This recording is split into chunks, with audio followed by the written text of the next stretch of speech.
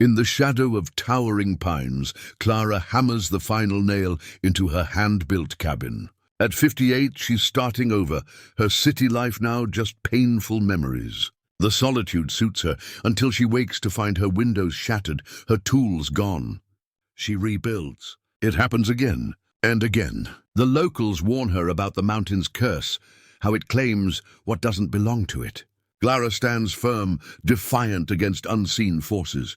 On the third night of a bitter storm, lightning illuminates a figure at the forest's edge, watching, not menacing but waiting. Her heart doesn't race with fear but slows with recognition. Could this stranger hold the key to the mountain's mysterious destruction? Before we jump back in, tell us where you're tuning in from. And if this story touches you, make sure you're subscribed, because tomorrow I've saved something extra special for you.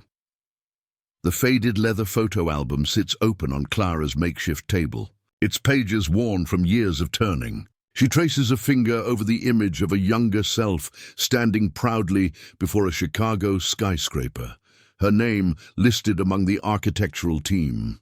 20 years ago. Another life entirely.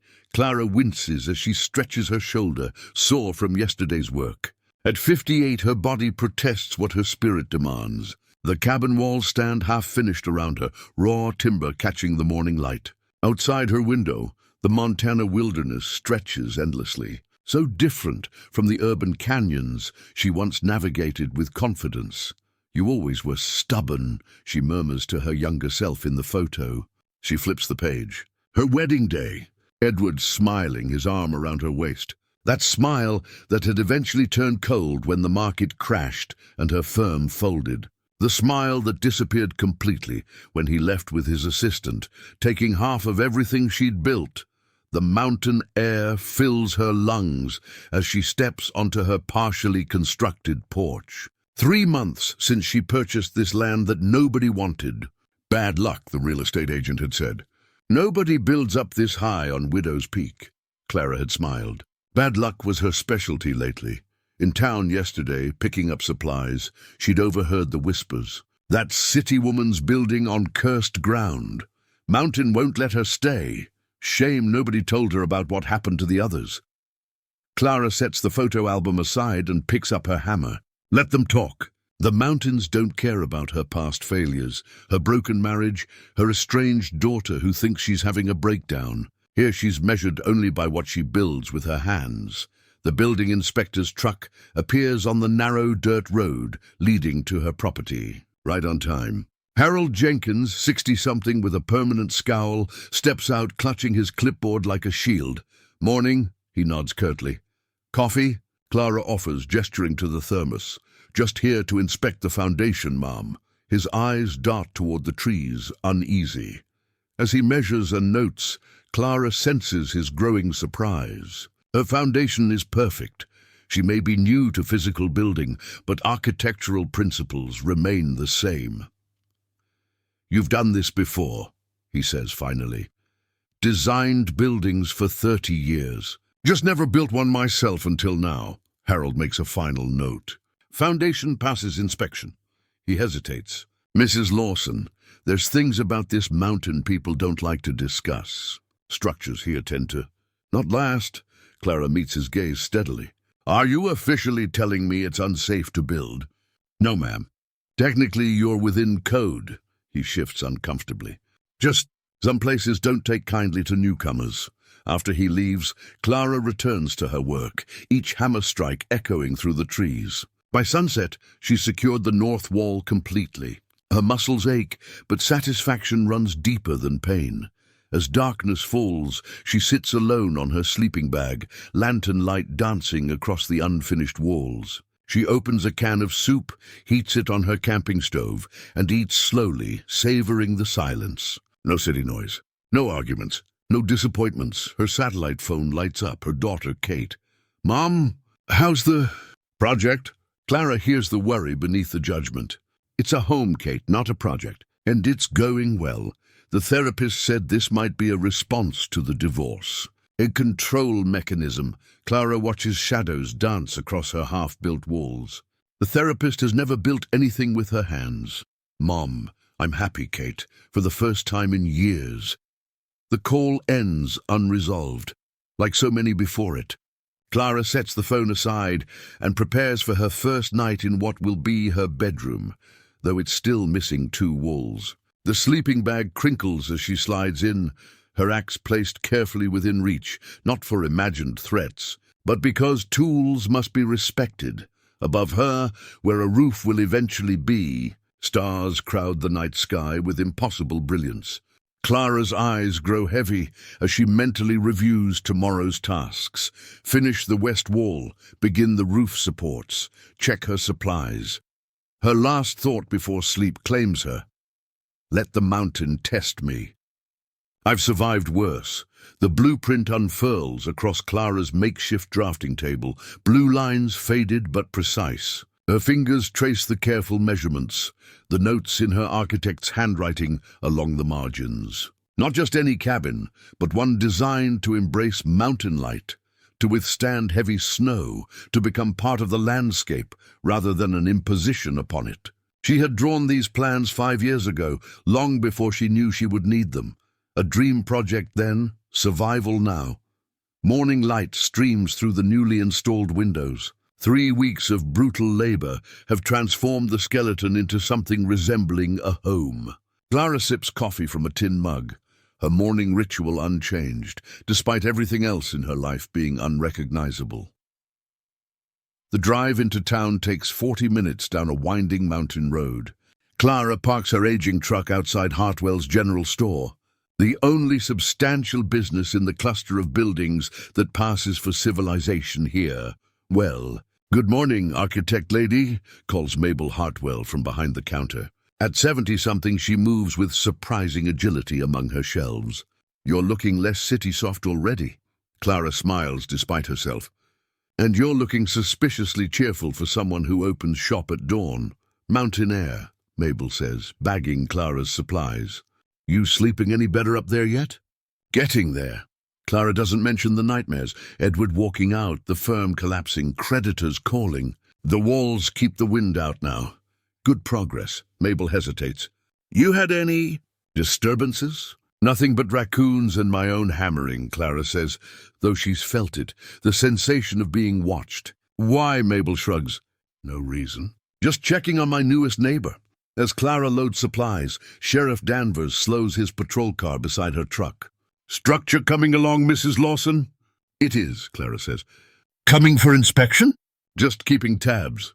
His eyes drift to the mountain looming behind them. Winter comes early up there. You might want to consider lodging in town once the snow starts. I designed for winter. Sheriff? Clara closes her tailgate with a definitive thud. Back at the cabin, Clara works until sunset, installing the last window. The space transforms with each passing hour. Kitchen area taking shape, sleeping loft constructed, Riverstone fireplace nearly complete. Her body aches, but the physical pain has replaced the deeper one she carried from Chicago. That evening, Clara uncorks a bottle of wine she'd been saving. 18 years old, purchased when her career peaked. She'd imagined drinking it at retirement, surrounded by colleagues. Instead, she sits alone on her porch, watching stars emerge above pine trees. The first real celebration since she arrived 6 weeks ago. Her phone buzzes. Kate, hi Mom, just checking in. The awkwardness between them has softened slightly with each call. Progress, like the cabin, built one careful piece at a time. The roof is on, Clara says. Windows installed. I'm officially waterproof. Kate's laugh sounds almost genuine. That's actually impressive. You sound surprised. I am. Dad said you'd be back in Chicago within a month. Clara takes another sip of wine. Your father underestimated me. Not for the first time. A pause. Are you really okay up there alone? I'm finding my way, Clara says and means it. How about you visit? See it for yourself? Maybe, Kate says, and for once it doesn't sound like an automatic deflection. After they hang up, Clara sits in the perfect stillness that only comes in places far from civilization. Her completed cabin stands solid around her. Tomorrow she'll begin interior finishing work. But tonight, she allows herself to simply exist in the space she's created. She falls asleep in her proper bed for the first time. Beneath the roof, she built with her own hands. The mountain wind sings around the eaves, testing her workmanship and finding it sound. Morning light wakes her. For a moment, Clara lies still, savoring the achievement. Then she notices the strange quality of the light. Too bright, too direct. She rises quickly, a sense of wrongness propelling her forward. Every window on the north side has been smashed. Glass litters the floor, glittering in the sunrise. The mountain cold pours in, reclaiming her space. Clara stands motionless amid the destruction, her breath clouding in the sudden chill. Clara kneels among the glittering shards, a jagged piece of window glass catching morning light in her palm. The edges are sharp enough to draw blood if she's not careful. Like everything else in her life lately, beauty and danger intertwined. "Damn it," she whispers, surveying the destruction. 2 hours later, Sheriff Danvers stands in her doorway, notebook open but empty. "No footprints?" he asks again. "None," Clara confirms. "Not even mine from yesterday. It's like whatever did this came and went without touching the ground." The sheriff's expression remains neutral, but his eyes betray something. Not surprise, but resignation. "Probably kids from town," he offers without conviction. "I'll ask around. Kids who climb a mountain at night and don't leave tracks?" Clara challenges. Danvers closes his notebook. "Mrs. Lawson, you're new here. These mountains, they have ways of telling you what they want. Mountains don't want anything, Sheriff. Someone did this. File a report if your insurance requires it." He tips his hat, already retreating. "Consider staying at the motel in town tonight." Clara watches his patrol car descend the winding road, becoming a toy-sized speck in the valley below. She's alone again, somehow more isolated than before. In town, whispers follow her through the hardware store as she buys replacement glass. The clerk, a man in his 30s with a perpetual frown, counts her money twice. "You're wasting good materials," he says finally. "Excuse me? Just saying. Nothing stays built up there. Mountain takes it back, always does." Mabel finds her loading supplies into her truck. "Oh, honey," she says, face crinkled with concern. "Heard about your windows. News travels fast. Small town." Mabel hesitates. "Listen, there's history with that mountain. I don't need ghost stories, Mabel. I need to know who's trespassing on my property. Not saying it's ghosts." Mabel lowers her voice. "But that place where you're building, nothing stays there. Not in 30 years of trying." Clara slams her tailgate shut. "Well, I'm not trying. I'm doing." Back at the cabin, Clara sweeps up glass, installs temporary coverings, and begins the tedious process of measuring for new windows. The sun dips toward the horizon, shadows lengthening across her floor. She should stop, should wait for daylight to continue, but defiance drives her forward. As darkness falls, Clara works by lantern light, installing the first replacement window. Every sound from the forest makes her pause, listening. The mountain seems to breathe around her. Movement catches her eye, something at the tree line. She stills, hand tightening on her hammer. Nothing, just shadows and wind. Clara forces herself to continue working, but keeps the axe closer now, near midnight. Exhausted but unwilling to concede defeat, she notices strange markings in the dirt near her woodpile. Not footprints exactly, but disturbances, narrow and elongated, like something being dragged. She follows them to the forest edge where they disappear. Kneeling, Clara examines broken pine needles, a tuft of something that might be fur caught on a branch. Not human. Some animal, then? But what animal methodically breaks windows? Sleep comes fitfully, her body alert to every forest sound. Dreams bleed into consciousness, something watching from the trees, eyes reflecting lantern light, then gone.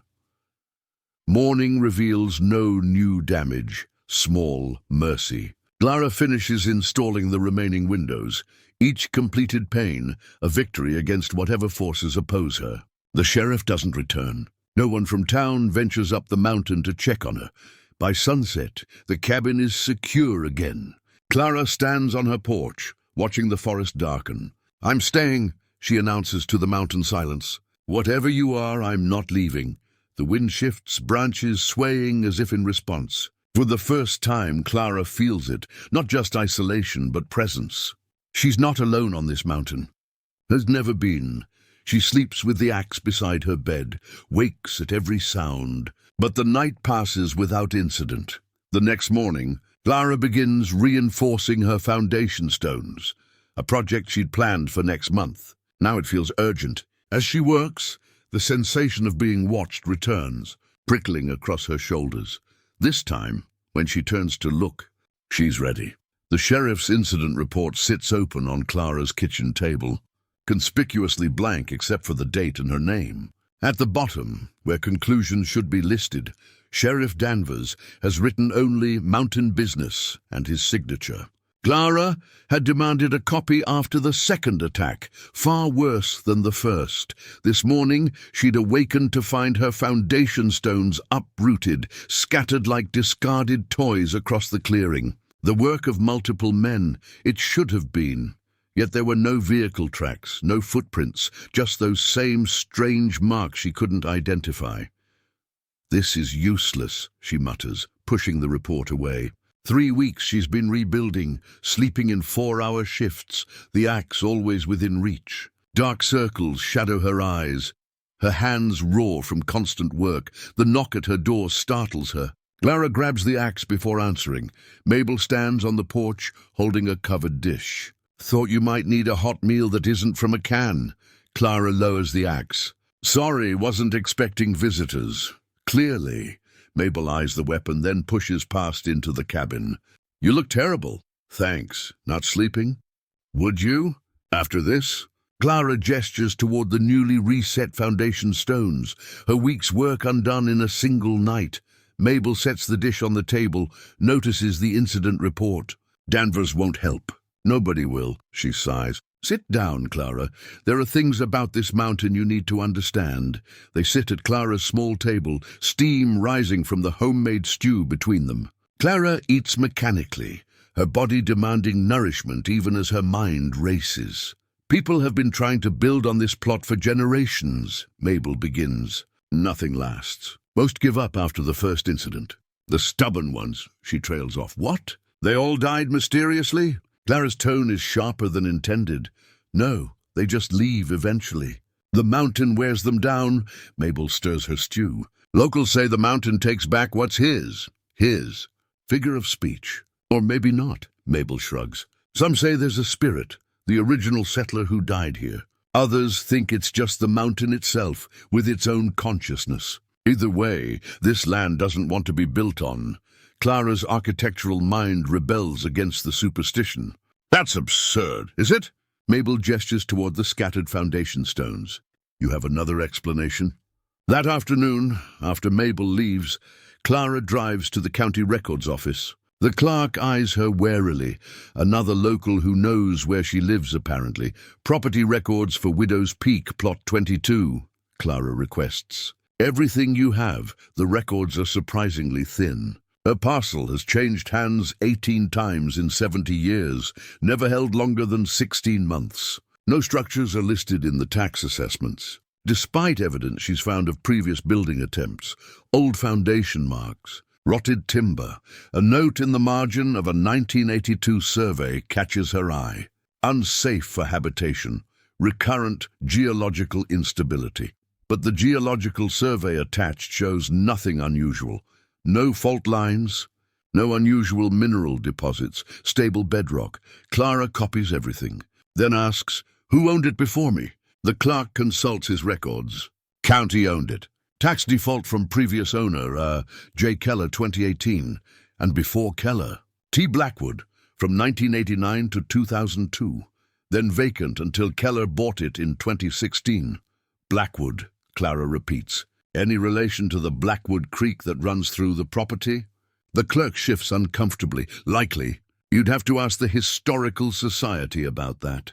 Dusk settles as Clara returns to her cabin. The forest feels different now, charged with intention. She unloads her research materials, makes coffee, spreads the papers across her table. She'll understand this methodically, rationally, the way she's approached every architectural problem.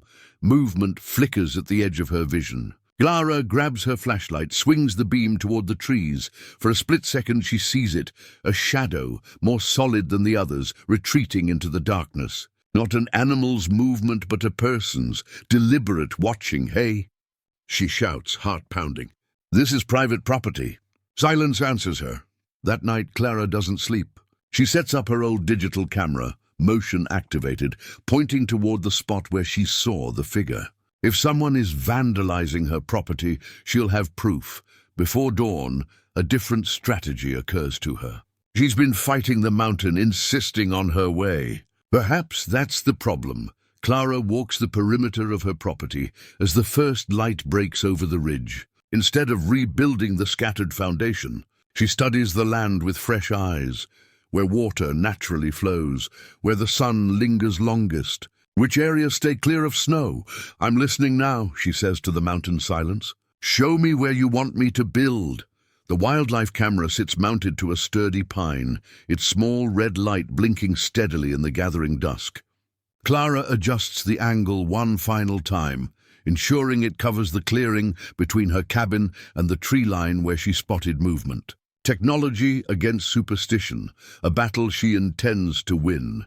3 days since she repositioned her foundation stones to a spot that felt right, a subtle depression protected by an outcropping of rock. 3 days of uninterrupted work. Either she's appeased whatever force opposes her, or it's gathering strength for the next attack.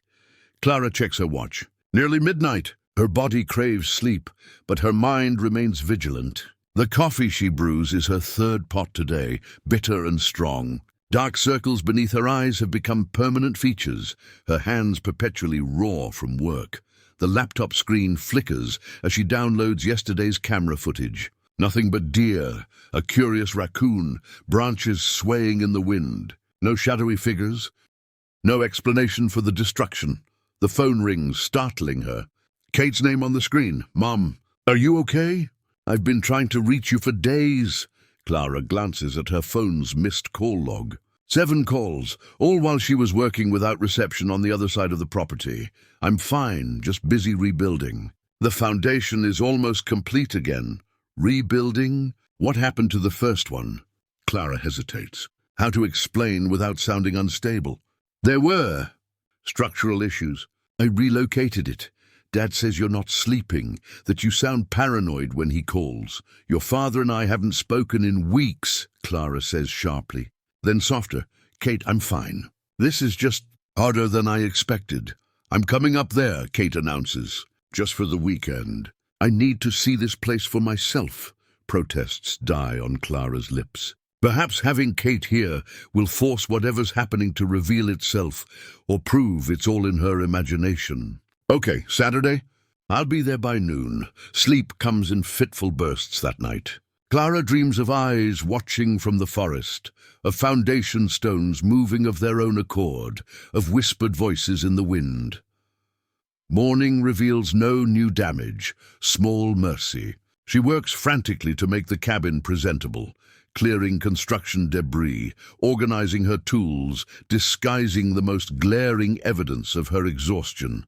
Saturday arrives with uncharacteristic sunshine. Clara waits on her porch, scanning the road for Kate's car. When it finally appears, something tight in her chest loosens. Another human being. Proof that the outside world still exists. Kate steps out, city-polished and immediately out of place. Her eyes widen at the cabin, the cleared land, the obvious labor. "Mum, you did all this yourself?" Clara nods, suddenly self-conscious of her calloused hands, her weathered skin. "It's impressive," Kate admits, embracing her mother awkwardly. "But you look terrible." "Thanks, dear. Come inside." The cabin feels different with Kate in it, smaller, less threatening. They prepare dinner together, Clara conscious of how primitive her accommodations must seem to her daughter's urban sensibilities.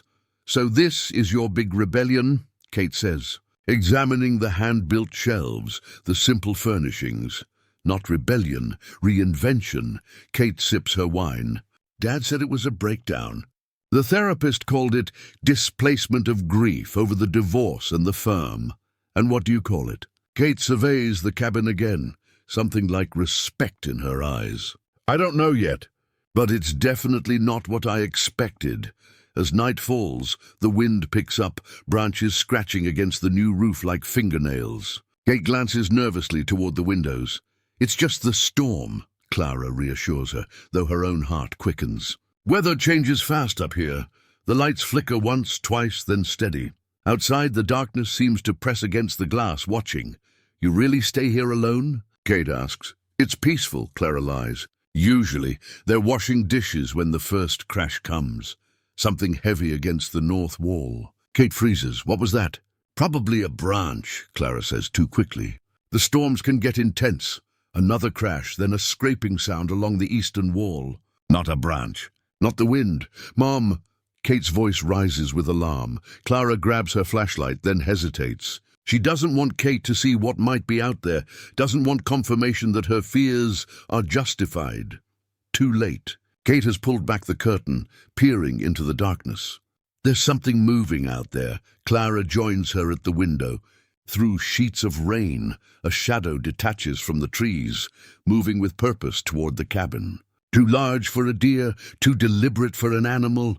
Mom, Kate whispers, clutching Clara's arm. What is that? The shadow stops at the edge of the clearing, as if sensing their attention. For a long moment it remains perfectly still, watching them, watching it. Then it retreats into the trees, melting into darkness. What the hell was that? Kate demands, face pale. Clara stares at the empty clearing. That, she says quietly, is my mountain problem. The leather-bound journal lies open on Clara's lap, its pages filled with her precise architect's handwriting. Each incident meticulously documented. Dates, times, weather conditions, damage sustained. The latest entry details last night's encounter, with Kate's witness statement added in quotation marks.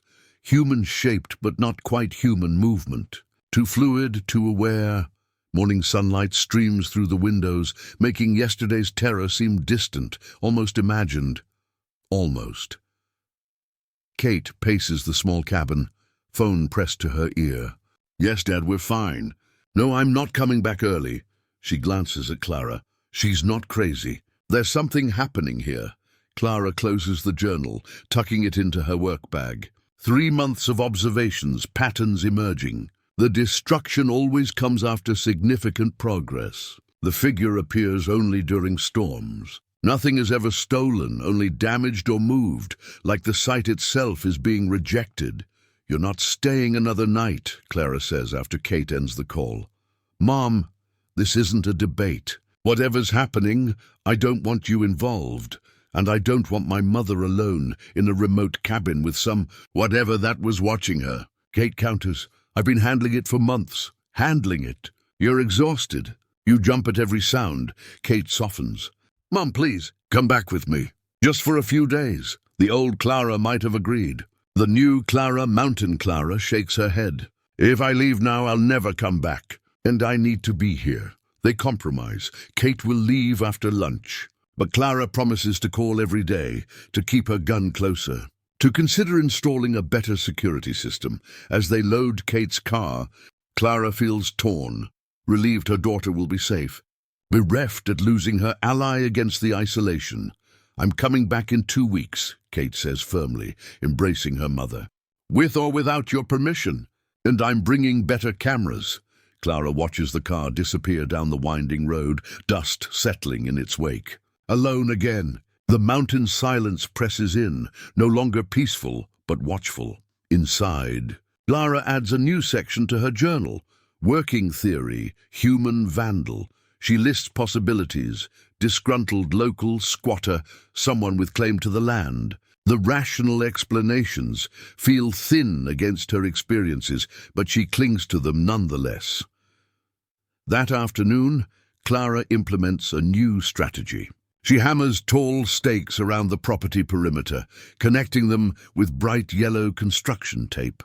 At each corner she places motion-activated lights, not just for security, but as a message. This land is claimed.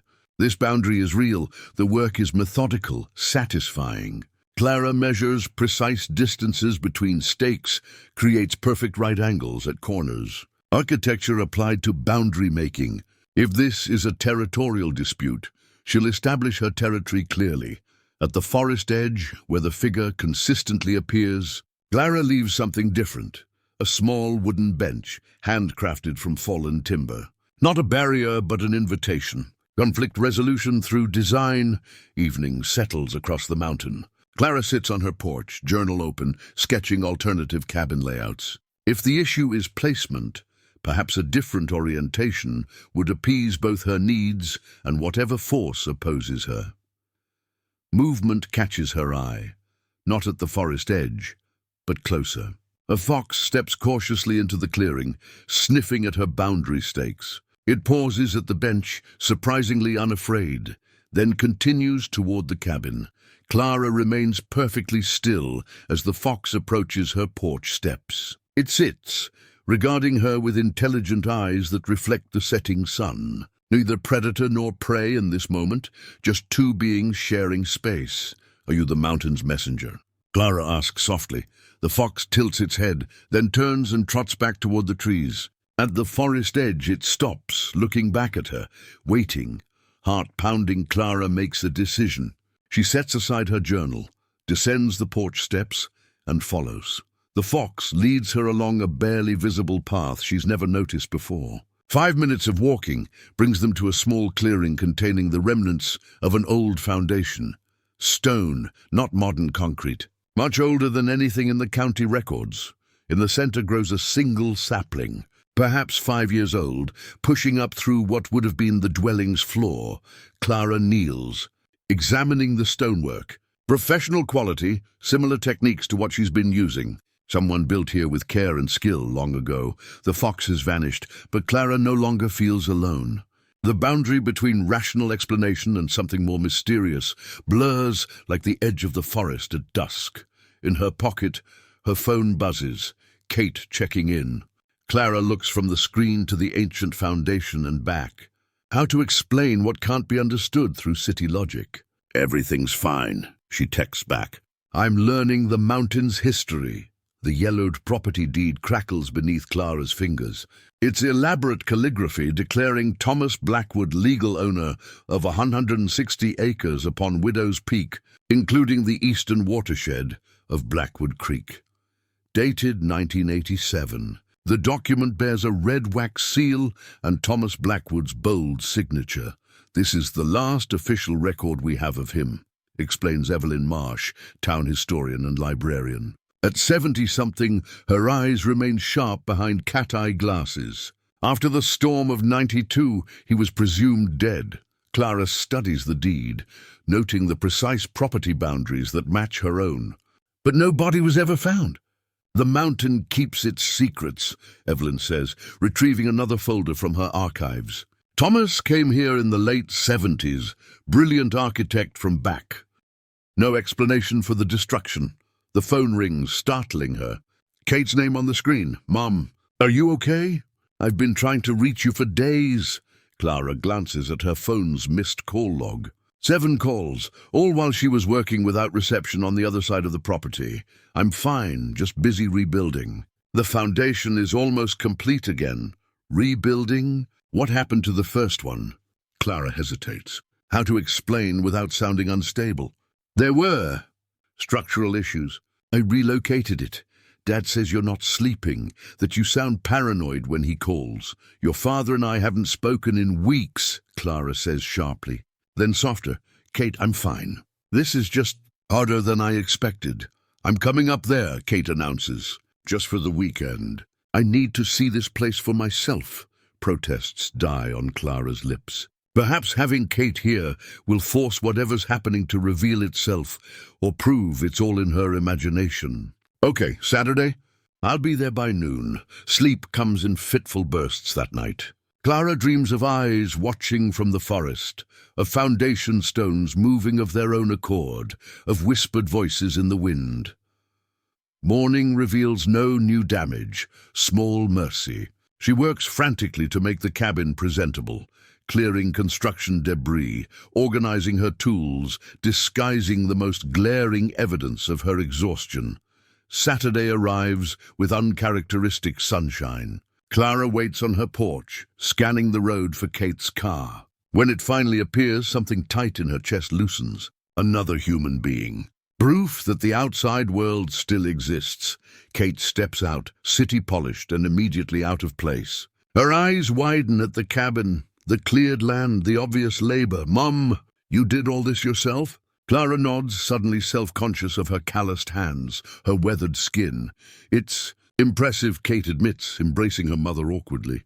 "But you look terrible." "Thanks, dear. Come inside." The cabin feels different with Kate in it, smaller, less threatening. They prepare dinner together, Clara conscious of how primitive her accommodations must seem to her daughter's urban sensibilities. "So this is your big rebellion?" Kate says, examining the hand-built shelves, the simple furnishings. Not rebellion, reinvention. Kate sips her wine. "Dad said it was a breakdown. The therapist called it displacement of grief over the divorce and the firm.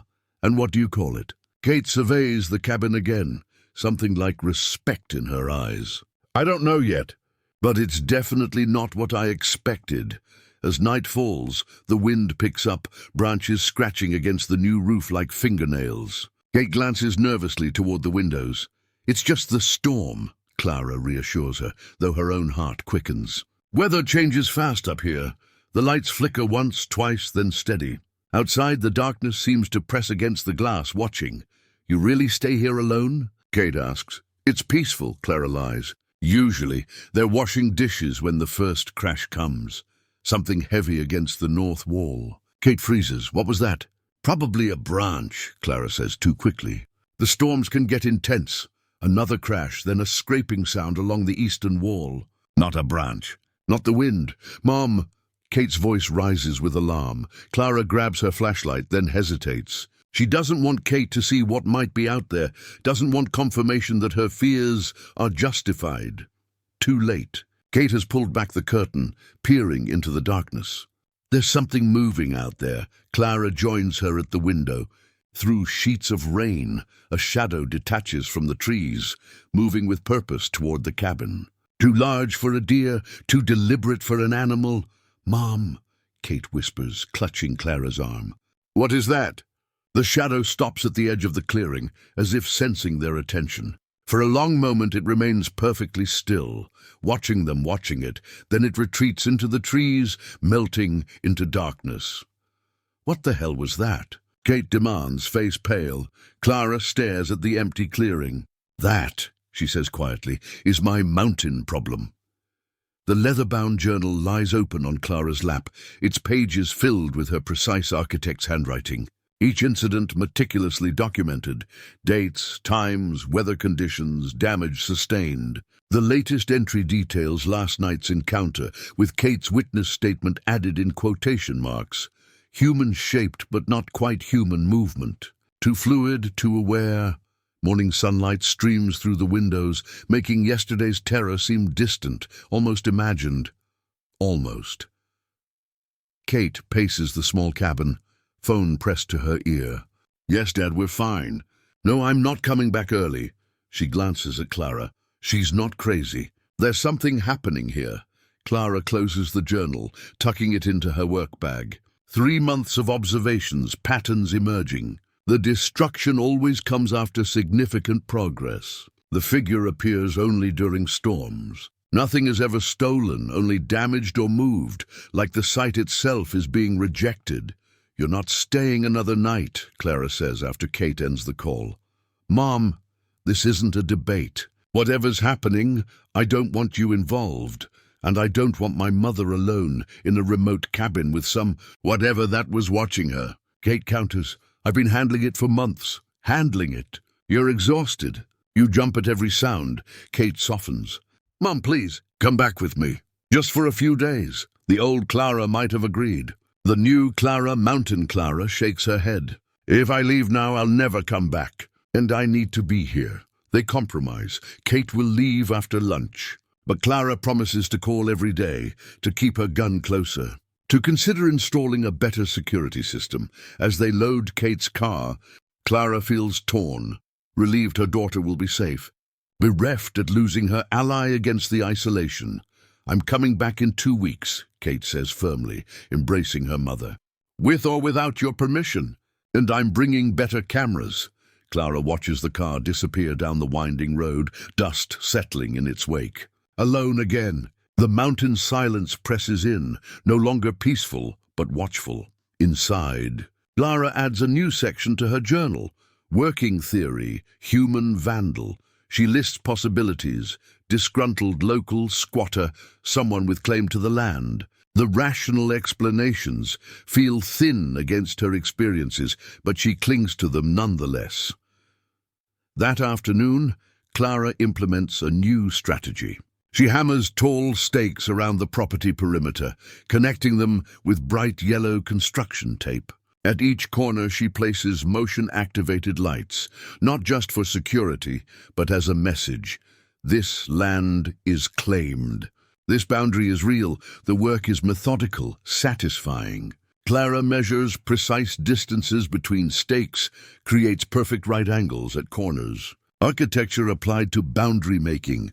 If this is a territorial dispute, she'll establish her territory clearly. At the forest edge, where the figure consistently appears, Clara leaves something different. A small wooden bench, handcrafted from fallen timber. Not a barrier, but an invitation. Conflict resolution through design. Evening settles across the mountain. Clara sits on her porch, journal open, sketching alternative cabin layouts. If the issue is placement, perhaps a different orientation would appease both her needs and whatever force opposes her. Movement catches her eye, not at the forest edge, but closer. A fox steps cautiously into the clearing, sniffing at her boundary stakes. It pauses at the bench, surprisingly unafraid, then continues toward the cabin. Clara remains perfectly still as the fox approaches her porch steps. It sits, regarding her with intelligent eyes that reflect the setting sun. Neither predator nor prey in this moment, just two beings sharing space. Are you the mountain's messenger? Clara asks softly. The fox tilts its head, then turns and trots back toward the trees. At the forest edge it stops, looking back at her, waiting. Heart-pounding, Clara makes a decision. She sets aside her journal, descends the porch steps, and follows. The fox leads her along a barely visible path she's never noticed before. 5 minutes of walking brings them to a small clearing containing the remnants of an old foundation. Stone, not modern concrete. Much older than anything in the county records. In the center grows a single sapling, perhaps 5 years old, pushing up through what would have been the dwelling's floor. Clara kneels, examining the stonework. Professional quality, similar techniques to what she's been using. Someone built here with care and skill long ago. The fox has vanished, but Clara no longer feels alone. The boundary between rational explanation and something more mysterious blurs like the edge of the forest at dusk. In her pocket, her phone buzzes, Kate checking in. Clara looks from the screen to the ancient foundation and back. How to explain what can't be understood through city logic? Everything's fine, she texts back. I'm learning the mountain's history. The yellowed property deed crackles beneath Clara's fingers. Its elaborate calligraphy declaring Thomas Blackwood legal owner of 160 acres upon Widow's Peak, including the eastern watershed of Blackwood Creek. Dated 1987. The document bears a red wax seal and Thomas Blackwood's bold signature. This is the last official record we have of him, explains Evelyn Marsh, town historian and librarian. At 70-something, her eyes remain sharp behind cat-eye glasses.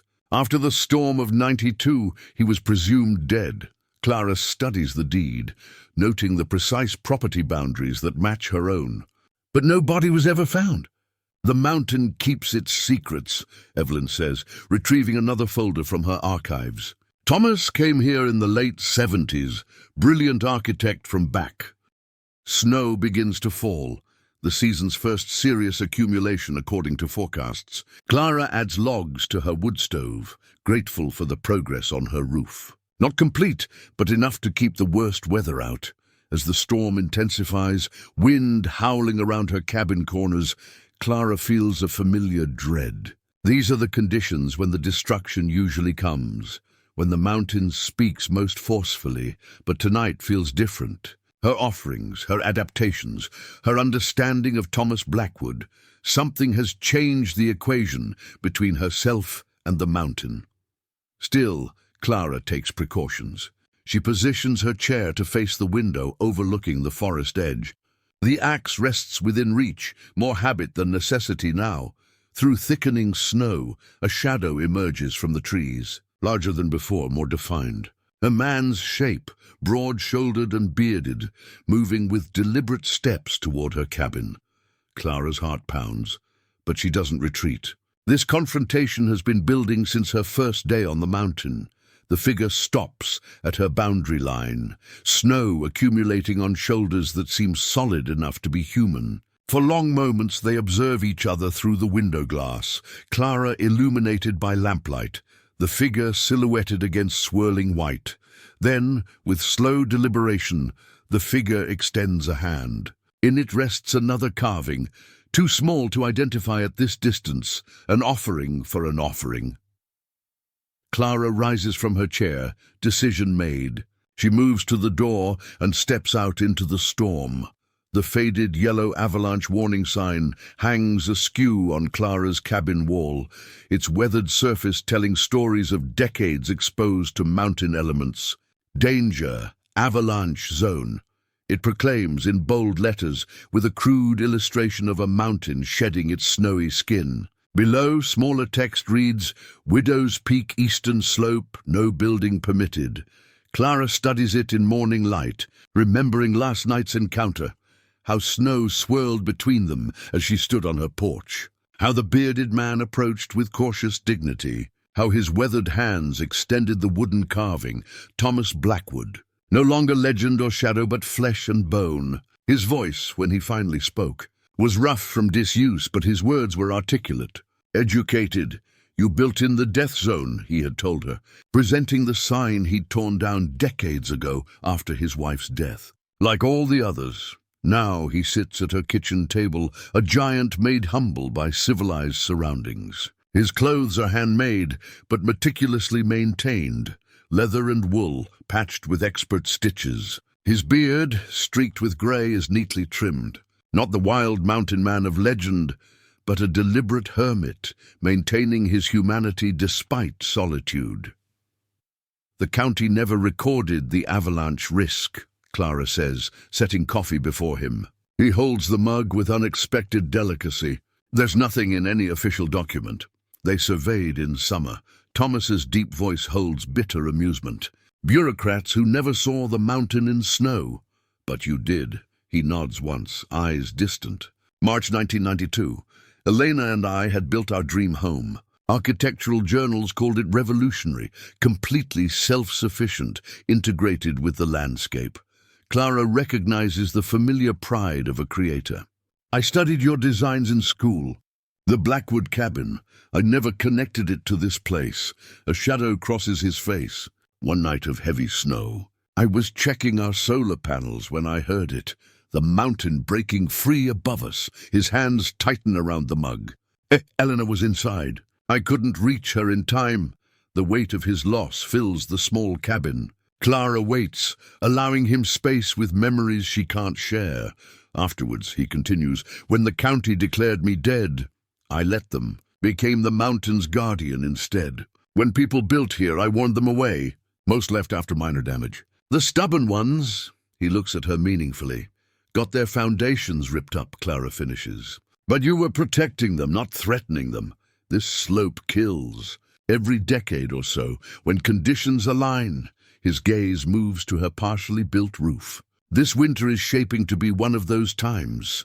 Clara's architectural mind calculates angles, snow loads, terrain features. My new location, still in the path. Thomas stands, his large frame filling her small cabin. You need to leave, Clara, you and your daughter. Kate's coming this weekend. Something like fear touches his stoic expression. The storm front arriving Friday will bring the first heavy accumulation to the high slopes. If it warms too quickly after, comprehension dawns cold and clear. You're saying my cabin could be hit like yours was? He nods grimly. I've watched these patterns for 30 years. The signs are all present. Clara moves to her drafting table, mind racing through options. Her training rebels against retreat. Problems have solutions. Forces can be redirected. What about avalanche barriers? Reinforced roof structures? There must be... Clara. His voice halts her desperate planning. Some forces can't be designed around. The mountain decides. Silence stretches between them, two architects confronting the limits of human ingenuity. Why show yourself now? Clara asks finally. After months of destruction and shadows? Thomas looks momentarily abashed. Your offerings. Your adaptations. You started listening to the mountain. A hint of admiration colors his voice. Most never do. And then I found your drawings. My drawings. Brilliant work. Genuine respect from one professional to another. But brilliance won't save you here. The warming midday sun begins the daily melt-freeze cycle that weakens snowpack. Outside, drops fall rhythmically from icicles, nature's clock counting toward potential disaster. I won't abandon everything I've built, Clara says, determination hardening her voice. Not again.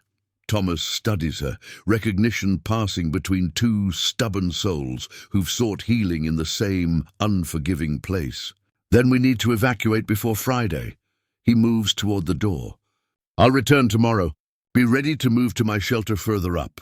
It's outside the avalanche path. After he leaves, Clara sits alone, the warning sign bearing silent witness to her dilemma. She traces the faded letters, feels the history of loss embedded in the metal. Her phone buzzes, Kate confirming her arrival Friday evening. Clara stares at the message, then at the sign, decision crystallizing. She types, "Don't come, not safe," then deletes it, types instead, "Can you come Thursday instead?" Important. Outside, clouds gather over the high peaks, harbingers of the coming storm. Clara returns to her architectural plans, but now she's designing for evacuation, not construction. Thomas is right. Sometimes the mountain decides. Sometimes wisdom means knowing when to retreat.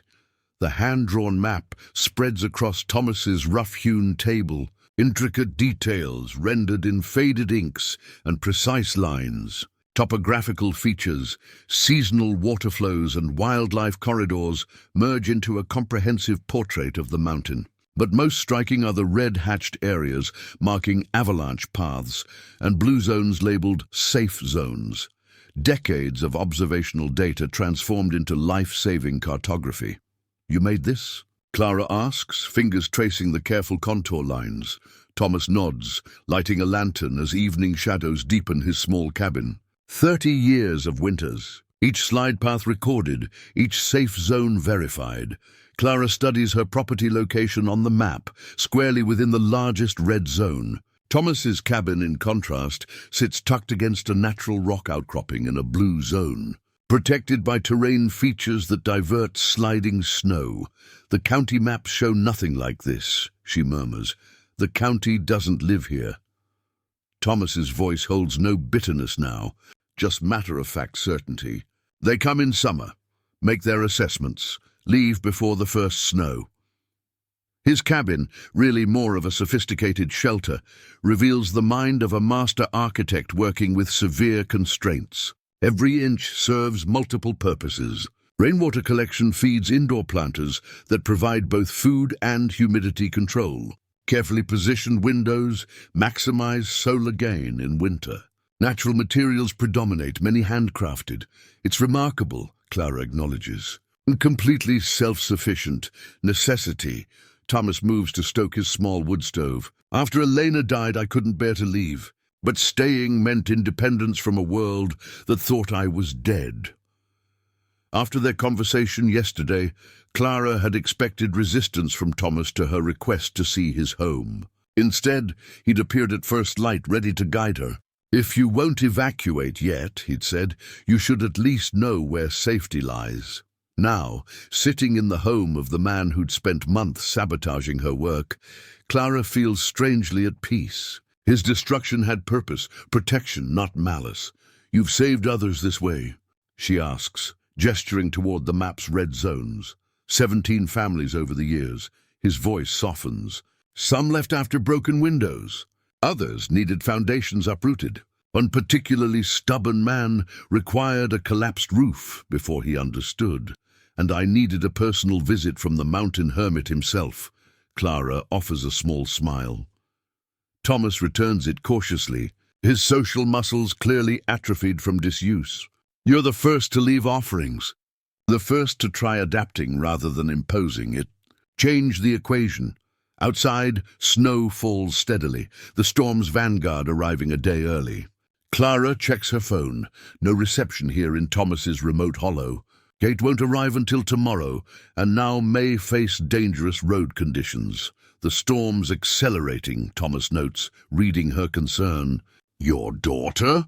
Coming tomorrow afternoon. I couldn't reach her after I saw your warning. Thomas nods gravely. First heavy snow, then warming temperatures forecast. Classic avalanche conditions building. Clara rises, sudden urgency propelling her. I need to get back, secure what I can, be there when Kate arrives. Too dangerous to travel after dark, Thomas counters. The temperature's dropping. Morning will be safer. Logic battles maternal instinct in Clara's expression. At first light, then, Thomas offers her his bed, a simple platform with hand-sewn quilts. He'll take the floor. The arrangement feels strangely formal, like characters in a Victorian novel navigating propriety, two older adults awkward with unexpected intimacy. Sleep eludes Clara despite physical exhaustion. Through the small window, she watches snow accumulating on the branches outside. Her architect's mind calculates load-bearing capacities, failure thresholds, evacuation timelines. Her mother's heart worries for Kate, driving mountain roads toward potential danger. Near dawn, Clara finds Thomas already awake, studying his map by lantern light. What happens after? She asks, startling him. If the avalanche comes, if my cabin is destroyed. Thomas considers her question carefully. Most leave, return to the lives they came from, and if I don't want to return. The question surprises even Clara herself. Thomas looks up, their eyes meeting in the lantern's gentle glow. Then you rebuild, in the right place this time.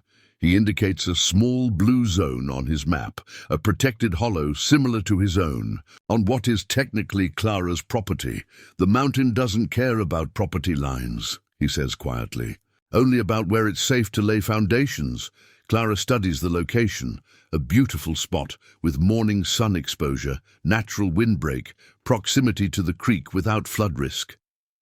An architect couldn't design a better site. You've known about this spot all along, she realizes. You could have shown me months ago, saved us both the conflict. Thomas's weathered face shows a hint of remorse. People don't listen to strange men in the woods. They need to learn the mountain's language themselves, or have their foundations uprooted repeatedly, Clara adds dryly. His almost smile returns.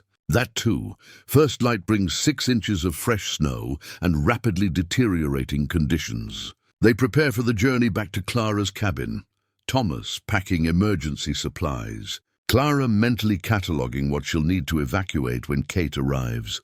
Between them, the map rests folded in Clara's pocket, a peace treaty with the mountain. If they reach safety in time, the sketchbook lies open on Clara's lap, its pages filled with fresh designs, not for her current cabin, but for something new. Collaborative drawings, where her precise architectural lines merge with Thomas's pragmatic annotations. Snow load path here, his neat handwriting notes beside her roof design. Creek rises 3 feet in spring, he's added near her foundation plan. The journey back to her cabin that morning had been treacherous. 8 inches of snow already on the ground, more falling steadily. Thomas moved through it with the ease of long familiarity, while Clara struggled to match his pace. They'd arrived to find her cabin still standing, but increasingly vulnerable as snow accumulated on the slopes above. Now, afternoon fades toward evening. Kate should have arrived hours ago. Clara checks her phone again. Still no service with the storm interfering. Outside, visibility has dropped to mere feet as wind drives snow horizontally past her windows. She won't make it today, Thomas says, stoking the wood stove. He'd insisted on staying until Kate arrived. his mountain experience too valuable to dismiss. Road conditions would have forced her to turn back. Clara nods, trying to suppress her worry. Kate's sensible. She wouldn't take unnecessary risks. Thomas examines the sketchbook drawings with professional interest. These adaptations would work well on the safe site I showed you. If I get to rebuild, Clara says. When, Thomas corrects gently.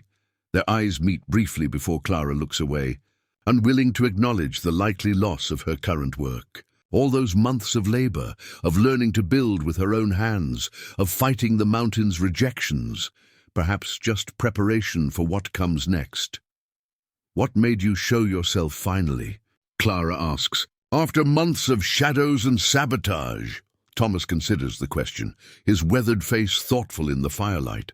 Your persistence, your adaptations, he pauses, and your drawings, my drawings, the ones you left as offerings. Brilliant work, integrating structure with landscape rather than imposing upon it. Professional admiration colors his voice. I recognized a kindred spirit. And then the storm warnings came. The wind howls outside, punctuating his concern. Clara adds another sketch to the book, a heating system that uses passive solar principles Thomas has perfected in his own shelter. We could combine our approaches, she suggests, surprising herself with the we. Your self-sufficiency with my aesthetic integration. Something shifts in Thomas's expression, wariness giving way to cautious interest. It's been decades since I collaborated on a design. 30 years is a long time to work alone. Solitude was safer. His hands, capable of both destruction and delicate carving, rest on the table between them. After Elena died, people became complicated. And now, Clara asks, before he can answer, headlights sweep across the cabin windows, a vehicle navigating the treacherous driveway. Kate has arrived despite the conditions. Clara rushes to the door as her daughter emerges from her snow-covered car, pulling a suitcase through deep drifts. Mom! Kate embraces her, snow melting between them. The roads are terrible. They're closing the mountain pass behind me. As Kate steps into the cabin's warmth, she stops abruptly at the sight of Thomas, his imposing frame, wild beard and watchful eyes triggering obvious alarm. Kate, this is Thomas Blackwood, Clara says quickly. He's been helping me prepare for the storm. Recognition dawns on Kate's face. The mountain man? The one who's been destroying Mom's work? Thomas remains still, accepting her suspicion as natural. The avalanche risk is real, he says simply. I was trying to protect her. Kate's skeptical expression reminds Clara forcefully of herself months earlier, the city dweller's instinctive distrust of wilderness warnings, of local superstitions that turn out to be hard-earned wisdom. Show her, Clara suggests. Handing Thomas the sketchbook, he opens it carefully. Turning to the map he'd helped her copy from his original, the detailed avalanche paths clearly marking their current danger zone. Kate studies it, journalist's instincts engaging despite her fatigue. These are documented slides? 30 years of observation, Thomas confirms, including the one that took my wife in. 92, your mother's cabin sits in the same path. Understanding dawns on Kate's face as she looks from the map to the mountain looming, invisibly behind the curtain of falling snow. That's why you tried to drive her away. And now... Now we evacuate, Clara interjects. First light tomorrow. Thomas has a shelter outside the danger zone. Kate's journey-weary body sags with this new complication. I just drove 5 hours through a blizzard, and now we have to leave. The alternative is less appealing, Thomas says dryly. Something in his tone, deadpan humor unexpected from the mountain hermit, surprises a laugh from Kate. The tension in the room eases slightly. As Clara prepares a simple meal, she watches her daughter and Thomas cautiously circling each other conversationally, Kate's journalistic curiosity meeting. Thomas's measured responses about mountain conditions and avalanche science. Outside, snow continues accumulating.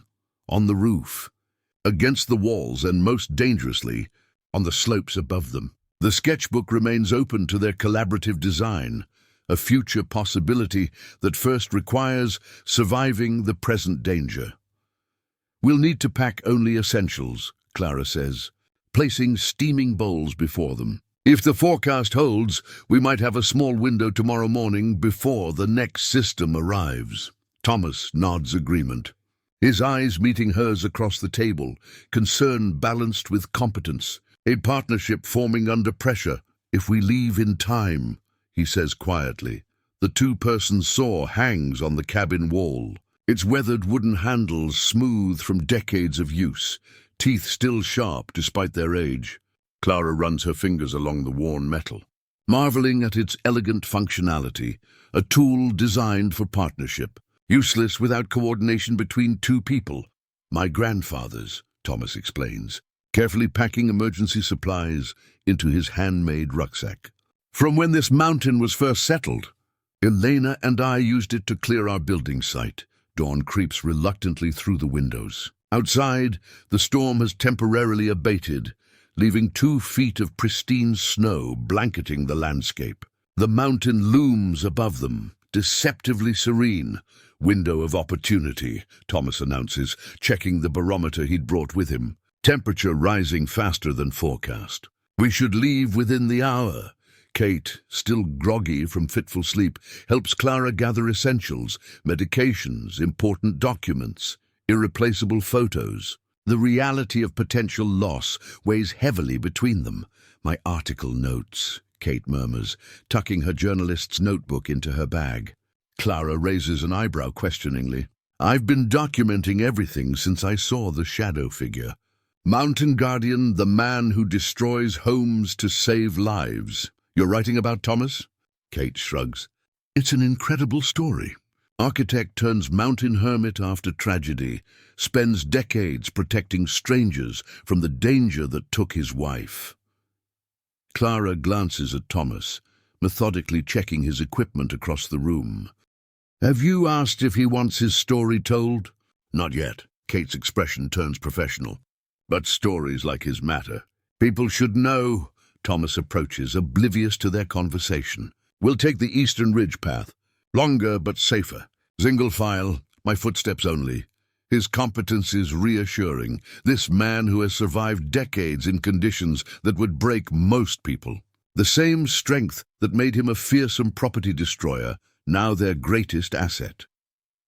As they make final preparations, a truck engine breaks the mountain silence. Sheriff Danvers appears in the driveway, chains on his tires. "Mrs. Lawson," he calls, trudging through snow to the porch. "Emergency evacuation order for the entire—" He stops abruptly, staring at Thomas. "Blackwood? Thomas Blackwood?" Thomas nods once, neither defensive nor forthcoming.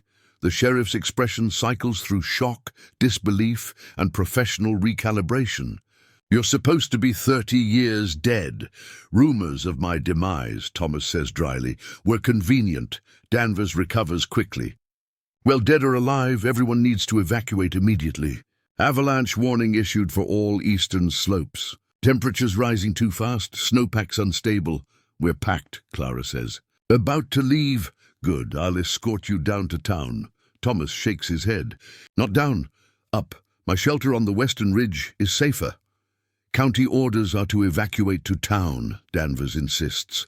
"County orders are what got Elena killed," Thomas counters, voice hardening. "I know this mountain better than any government assessment." Tension thickens between the men, official authority versus lived experience. Clara intervenes. "Sheriff Thomas has survived here for 30 years. His shelter is specifically positioned outside slide paths." Danvers hesitates, then nods reluctantly.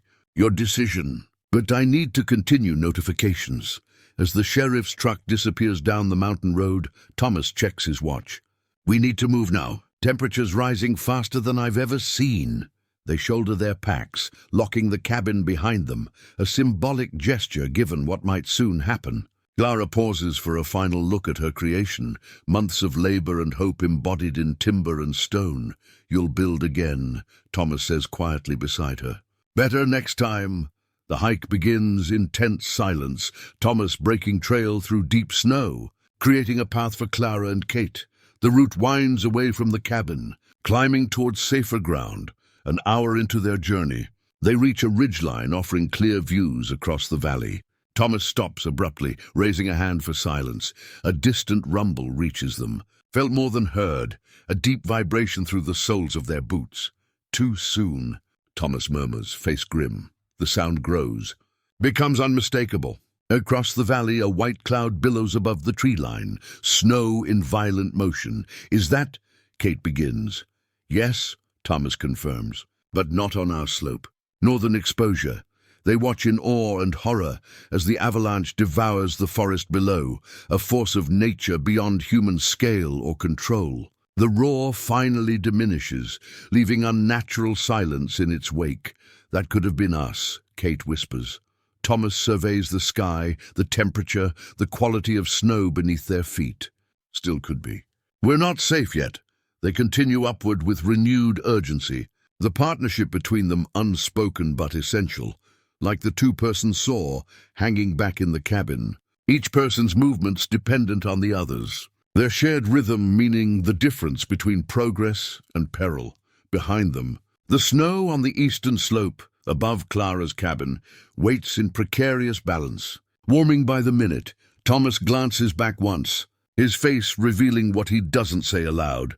They are racing the mountain now, and the mountain rarely loses. The foundation stone sits heavy in Thomas's palm, rough-hewn granite, with one smooth face where he's carved a simple compass rose. As they rest briefly during their ascent, he turns it thoughtfully, a ritual seemingly performed countless times before. First stone from my original cabin, he explains, noticing Clara's gaze. Elena and I placed it together. After the avalanche, I found it half a mile down slope, barely scratched despite everything around it destroyed. You've carried it all these years, and Clara observes. Thomas nods, returning the stone to his pocket. Reminded me what we were building toward before everything changed. They've been hiking for 3 hours, climbing steadily toward Thomas's hidden shelter. The western slope offers more protection, but the terrain demands careful navigation, especially with the snow rapidly warming under the unseasonable sun. Kate records everything in her notebook during rest breaks. The route, Thomas's quiet instructions, the changing conditions. Her journalist's instincts have transformed initial suspicion into professional fascination with both Thomas and the mountain. How much further? Clara asks, feeling the altitude in her lungs despite months of mountain living. Another hour if conditions hold, Thomas replies, scanning the sky with practiced eyes. Storms circling back sooner than expected. As if summoned by his assessment, dark clouds begin gathering over the western peaks. The temperature fluctuations, freezing night, unnaturally warm morning, approaching cold front, create the perfect conditions for snowpack failure. They press onward, following a route that seems random to Clara and Kate, but clearly holds meaning for Thomas. Occasionally he points out barely visible markers, a bent tree, an unusual rock formation, signs that would be meaningless to casual observers. You've planned this escape path, Clara realizes. Multiple routes from every danger zone to safe ground, Thomas confirms. Mapped and maintained for decades, Kate shakes her head in amazement. All those years, people thought you were dead, but you were building an invisible safety system for the entire mountain. Thomas accepts the observation without comment, uncomfortable with admiration. His attention remains focused on their surroundings, particularly the slope above Clara's cabin. Visible now from their elevated position, a distant crack echoes across the valley, sharp as a gunshot. Thomas freezes. Move now! They scramble forward as the sound repeats louder. Clara recognizes it suddenly. The snow settling, fracture lines forming. The preliminary symphony before the avalanche's crescendo. From their new vantage point, they watch in horrified fascination as the slope above Clara's cabin develops a visible fracture line, a dark seam running horizontally across white perfection. How long? Clara asks. Minutes. Maybe seconds. Thomas's expression holds grim certainty. Nothing to be done now. The mountain makes its decision with terrible finality. The fracture widens, and then the entire snowfield begins to move, slowly at first, then with accelerating violence. A wall of white thunders down the slope, gathering speed and mass, uprooting trees like toothpicks. Clara watches her cabin disappear beneath the onslaught. Months of work obliterated in seconds. The sound reaches them moments later, a freight train of destruction that seems to last forever, before diminishing into unnatural silence. Where her carefully designed structure once stood, only a debris field remains, snow mixed with timber, stone, and fragments of human endeavor. Kate grips her mother's hand wordlessly. Thomas stands apart, respectful of Clara's loss, his expression revealing painful recognition. He's witnessed this before, watched helplessly as the mountain reclaimed what humans presumed to build. "I'm sorry," he says simply. Clara straightens her shoulders, finding surprising clarity in the moment of destruction. "You tried to warn me from the beginning. All those months of sabotage, you were trying to prevent this exact scene." Thomas nods once. "Cold comfort now." "No," Clara contradicts him. "It's important. You were right. The approaching storm darkens the sky behind them, adding urgency to their situation. Despite the avalanche's passage, they aren't safe. More slides could follow, and the weather deteriorates by the minute. We need to keep moving," Thomas urges. "My shelter is just beyond that ridge." As they resume their journey, Clara finds herself oddly unburdened. The clean slate of complete loss offers a strange freedom. No more defending a flawed position. No more rebuilding in the path of destruction. Thomas leads them along a protected ridgeline, his movements displaying intimate knowledge of every contour. Occasionally his hand touches his pocket, confirming the foundation stone's presence, the talisman that connects past to future. When we reach safety, Clara says, matching his stride, "I want to see your maps again." He glances at her questioningly. "For rebuilding," she clarifies. "In the right place this time." A ghost of a smile touches Thomas's weather-lined face. Professional recognition between architects who've learned the mountain's lessons at great cost. "First stone," he says, patting his pocket, "is finding the right foundation."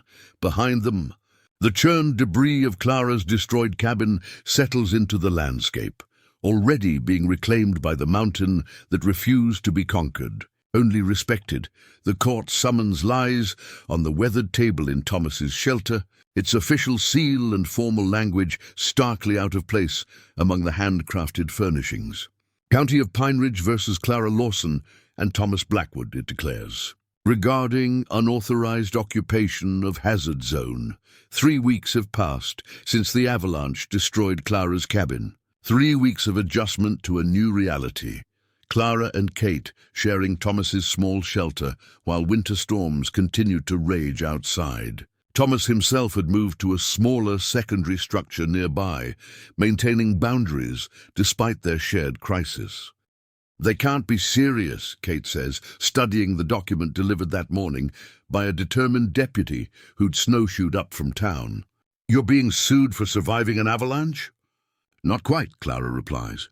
"We're being sued for refusing the county evacuation order, and for Thomas's continued residence on land declared uninhabitable 30 years ago."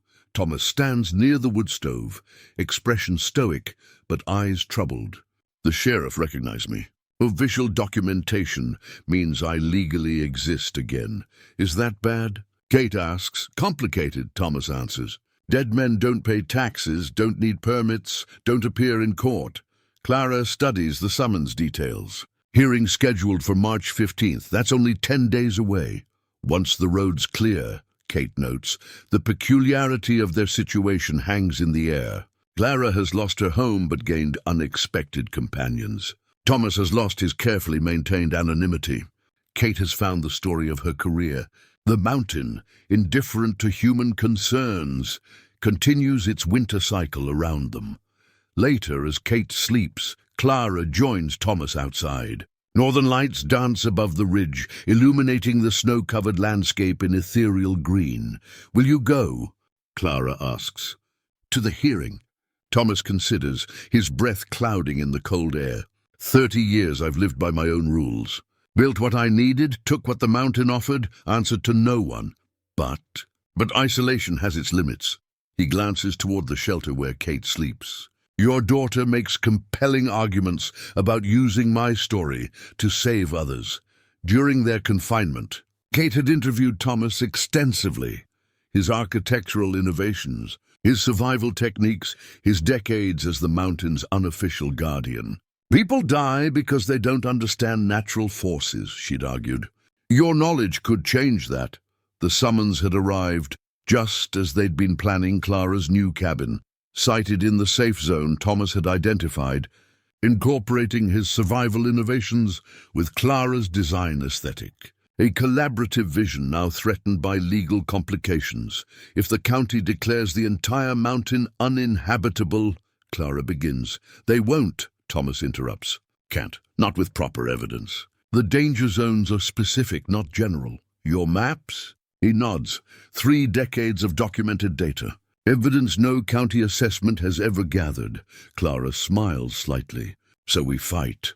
We fight, Thomas agrees, the partnership between them strengthening with each shared challenge. The following days bring intensive preparation. Thomas compiles his decades of observations, avalanche patterns, safe zones, historical data no official agency has ever collected. Clara adds her architectural expertise, creating compelling visualizations of Thomas's data, demonstrating how proper placement and design can coexist with natural forces. Kate conducts research online during brief periods of satellite connectivity, discovering that a regional developer has been pressuring the county to condemn the entire mountain for a planned resort. Classic exploitation pattern, she explains. Declare land unsafe for private homes, then grant commercial exemptions for deep-pocketed developers. So it's not about safety, Clara realizes. It's about control. Thomas absorbs this information with quiet anger. The mountain has been his sanctuary, his home, his purpose for 30 years. The thought of it transformed into a playground for wealthy tourists cuts deep. As the hearing date approaches, the weather finally moderates. Roads reopen. The outside world becomes accessible again. Thomas stands at his shelter doorway on the morning they're set to depart, uncharacteristically hesitant. He hasn't left the mountain in 30 years, has had no formal contact with society since being declared dead. You don't have to come down, Clara offers, recognizing his struggle. Kate and I can present your evidence. Thomas shakes his head, decision crystallizing. Some battles need fighting in person. He pockets his foundation stone, the talisman that has guided him since losing Elena, and steps beyond his sanctuary's threshold. The journey down takes most of the day. As they approach town, Thomas grows increasingly tense, his hermit nature rebelling against civilization's encroachment. Clara stays close, a silent support.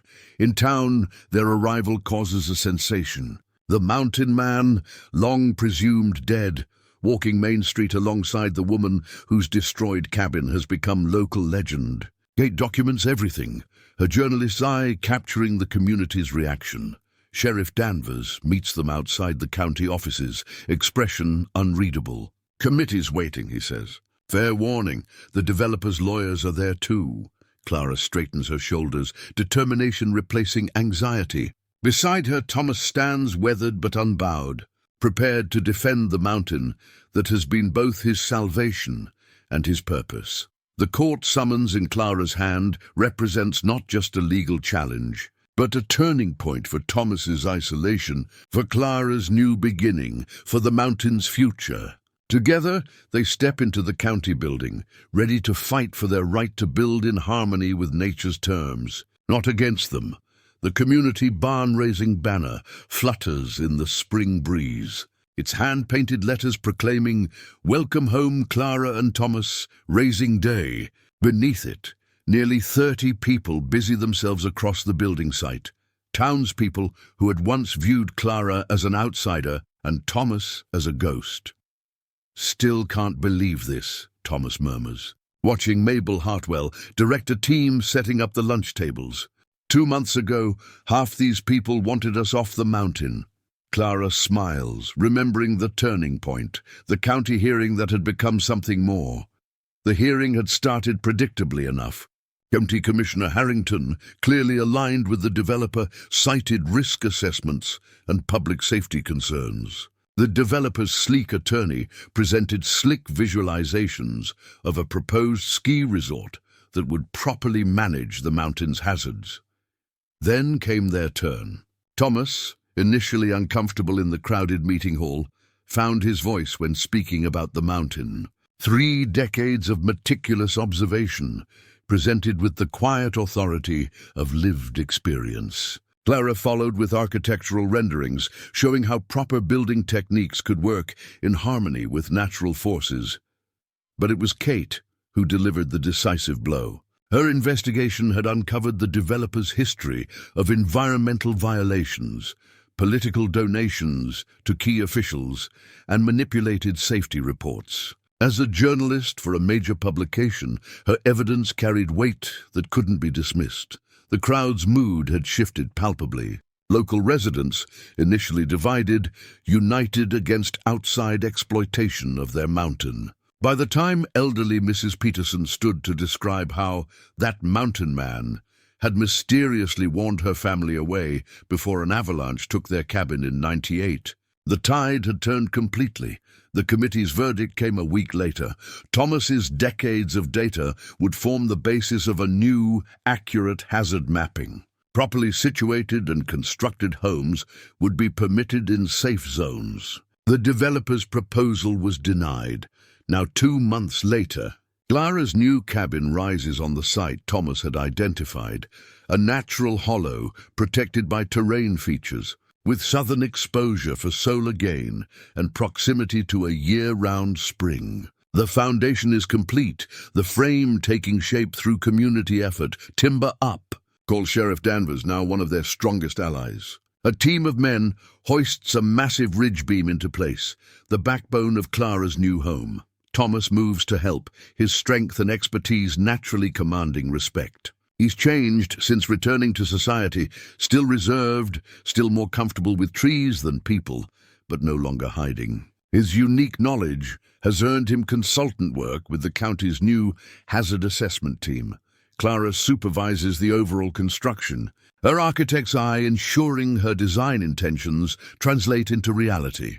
This cabin incorporates lessons from both her failures and Thomas's successes, a true collaboration between aesthetics and survival.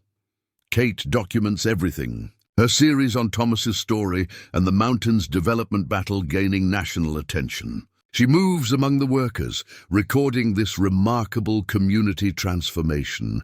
My editor wants to turn this into a book, she tells Clara during a break. The Mountain Guardian, how a hermit architect saved lives and changed a community. How does Thomas feel about that? Kate glances toward where Thomas patiently teaches young volunteers proper beam joining techniques. Still uncomfortable with attention, but he sees the value, as if his story helps people understand natural forces better. Elena's death wasn't completely in vain. By mid-afternoon, the cabin's main structure stands complete, a testament to what skilled hands can accomplish in a single day when working together. The design is unmistakably Clara's vision, but Thomas's influence shows in the practical adaptations to mountain conditions. As workers begin dispersing, Clara finds Thomas standing slightly apart, observing the completed frame. "What do you think?" she asks. "It'll stand," he says simply. The highest praise from a man of few words, because it's in the right place this time. Clara looks around at the natural protection of the hollow, the respectful integration with the landscape. "You tried to tell me that from the beginning," Thomas shrugs. "Some lessons the mountain teaches directly. They stand in companionable silence as the site clears. The day's work complete. Tomorrow will bring roofing and wall construction, but tonight calls for celebration in town. A community dinner honoring both the building progress and Thomas's official return to the living. "Will you come down for the dinner?" Clara asks, knowing large gatherings remain challenging for him. Thomas hesitates, his face showing the internal struggle between hermit habits and new connections. Briefly, he concedes. But I'll return here tonight. Need to protect the site. Clara understands his excuse for what it is. The mountain remains his true home, his comfort zone. Reintegration comes in small steps, not dramatic gestures. As sunset paints the newly raised beams in golden light, Clara surveys what they've accomplished. Not just a structure rising from the ground, but a bridge between isolation and community, between imposing human will and respecting natural forces. The banner flutters once more in the evening breeze, its message capturing the journey from destruction to rebuilding, from conflict to collaboration. Thomas may still prefer his solitude, Clara her independence, but neither stands completely alone against the mountain anymore. The hand-carved wooden sign hangs beside the front door of the completed cabin, its surface weathered to match the surrounding timber as if it had always belonged there. Clara and Thomas's place reads the simple inscription, each letter carefully formed by hands more accustomed to structural work than decorative carving. 1 year has passed since the barn raising. Autumn paints the mountain in fiery hues, the aspens shimmering gold against evergreen backdrop. The cabin nestles in its protected hollow, as if grown from the landscape rather than built upon it. Thomas's practicality and Clara's aesthetics achieving perfect harmony. Clara sits on the broad porch, coffee warming her hands in the crisp morning air. From here she can see the last, Avalanche's path, still visible in the distant tree. Line, nature's reminder of respect demanded and lessons learned. The ing sound of chopping draws her attention to where Thomas splits firewood with methodical precision. Though he maintains his own shelter deeper in the forest, he spends most days here, their informal partnership extending beyond design to daily living. Kate's arriving tomorrow, Clara calls to him. Says she's bringing advance copies of the book. Thomas pauses, axe resting on the chopping block. The past year has softened his edges slightly, beard trimmed shorter, shoulders less tense, eyes more willing to meet others. Still, public attention remains uncomfortable for him. Don't worry, Clara adds, reading his expression. She's coming alone. No cameras, no interviews. He nods gratefully and returns to his work. Their understanding needs few words these days. In town, they've become something between local celebrities and cautionary tales. The mountain architects, people call them, respected for their knowledge, consulted about safe building practices. Thomas's decades of observation have been formalized into the county's first comprehensive avalanche mapping system. Clara's designs for mountain-appropriate housing have drawn attention from environmental architecture. Circles. The doorway's wooden sign represents their most significant evolution, from adversaries to reluctant allies to something uncategorizable. Not romantic partners in the traditional sense, but soul companions forged through shared purpose and mutual respect.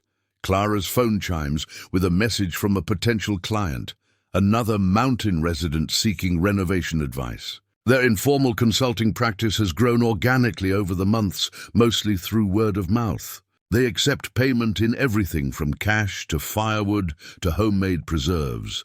Jacobsons want help reinforcing their roof before winter, she tells Thomas when he approaches for water. North Slope property? Yes, concerned about snow load, he nods. Smart to address it now. I can go tomorrow. Kate's coming tomorrow. A moment of hesitation crosses his face. Though he and Kate have developed a respectful relationship, her journalist's curiosity balanced by genuine appreciation for his knowledge, he still finds her intensity challenging. I'll see the Jacobsons Friday. He decides. Clara accepts this adjustment without comment. Their partnership functions through careful calibration of Thomas's need for solitude and her more social nature. The arrangement shouldn't work, yet somehow does. Like their cabin design that shouldn't withstand mountain forces, yet stands stronger for embracing rather than opposing them. That evening, as they share a simple meal inside, Clara notices Thomas studying the wooden sign he'd created months earlier. Something contemplative in his expression prompts her question. Regrets. He considers before answering, choosing words carefully as always. Not regret, adjustment. He gestures vaguely toward their shared space. 30 years alone, then this. Too much? Different, he clarifies.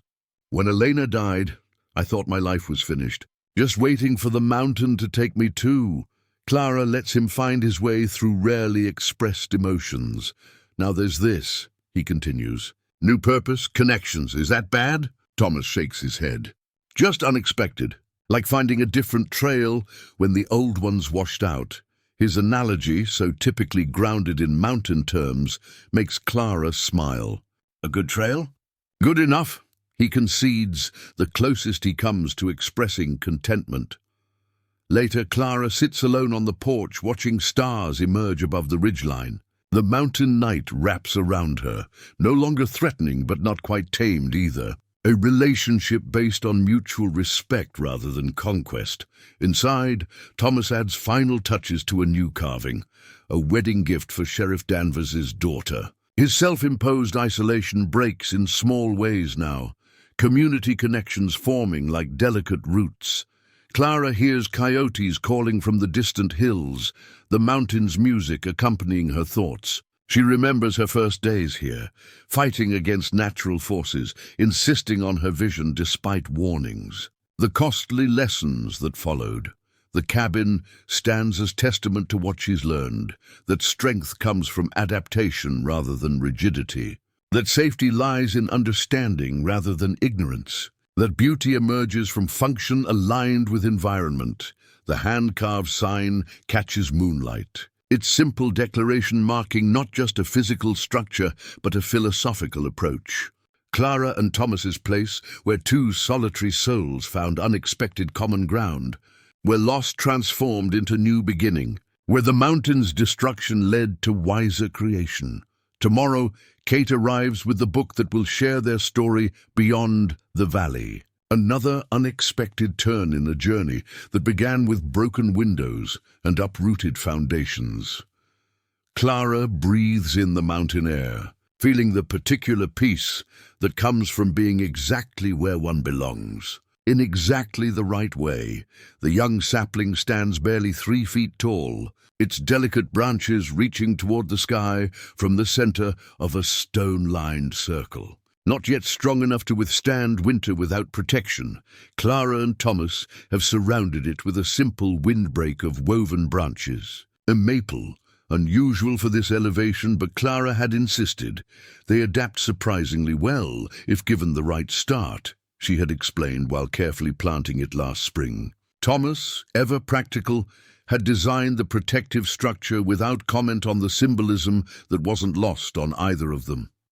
Now, on this perfect autumn evening, they sit side by side on the broad porch steps, watching sunset paint the western ridge in gold and crimson. A comfortable silence stretches between them, the ease of two people who no longer need words to communicate essential truths. Kate called, Clara says finally. The book is officially a bestseller. Thomas absorbs this information with his characteristic restraint. More visitors to the mountain then? Probably. But she included all your warnings about proper building zones and respect for natural forces. It's not just our story, it's the mountains. He nods, accepting this perspective. The past 2 years have seen gradual changes across Widow's Peak, not the developer's destructive vision, but something more measured. Hikers follow newly marked trails that Thomas helped design to minimize environmental impact. Home builders consult Clara's guidelines for mountain-appropriate structures. The community has found balance between human presence and natural preservation. From the valley below, lights begin appearing in scattered homes, pinpricks of human habitation against the darkening landscape. Among them, the warm glow of Sheriff Danvers's house, where Thomas's intricate wooden carvings now decorate mantels and tabletops. In town, Mabel Hartwell sells Mountain Guardian honey from hives Thomas tends, the proceeds funding avalanche education programs. Small connections. Unexpected community, thinking about Elena today, Thomas says quietly. Clara waits, allowing him space to continue or not as he chooses. 33 years since she died, he adds. Longer than we had together. Do you still miss her? Differently now. For decades, grief was, he searches for words, constant companion. Now it's more like an old photograph, still there, but faded into something I can carry more easily. Clara understands this evolution. Her own losses, marriage, career, first cabin, have transformed from acute pain to integrated experience. Wisdom earned through difficult passages. They watch as the first stars appear above the ridge. At 61, Clara feels a peace she never found in her driven city life. At 74, Thomas has softened from mountain hermit to reluctant elder, sharing his knowledge with a world he once rejected. New family coming tomorrow, Clara reminds him.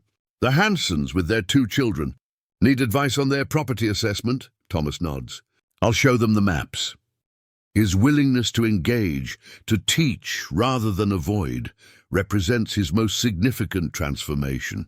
Clara smiles, remembering the shadow figure who once terrified her from the forest edge. The cabin behind them stands as testament to their shared vision. Beautiful, yet practical. Distinctive, yet harmonious with the landscape. Solar panels capture energy, rainwater systems maximize efficiency, materials honor the surroundings. Architecture that respects rather than conquers. Inside, Kate's book lies open on the table, The Mountain Guardian, Finding Home on Widow's Peak. The cover shows Thomas and Clara standing before the community barn raising mountain sunrise behind them. A story neither could have imagined when Clara first hammered nails into her doomed cabin foundation.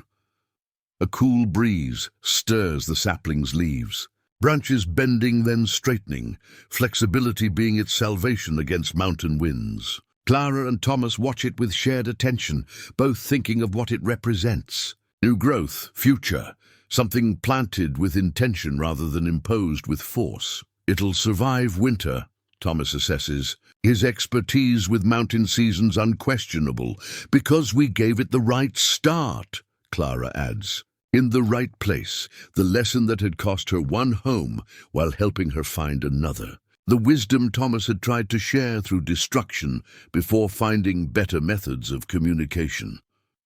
As darkness settles completely across the mountain, they remain side by side, 2 solitary souls who found unexpected connection in a landscape that demands both strength and surrender. Not romantic partners, but something perhaps more enduring, companions who understand each other's essential nature, who respect each other's boundaries while sharing common purpose. Clara reaches out, her hand finding Thomas's in the gathering twilight. A brief moment of contact, acknowledgement of the journey that brought them here. He accepts the gesture with quiet grace before they both turn toward the waiting cabin, its windows glowing with welcoming light.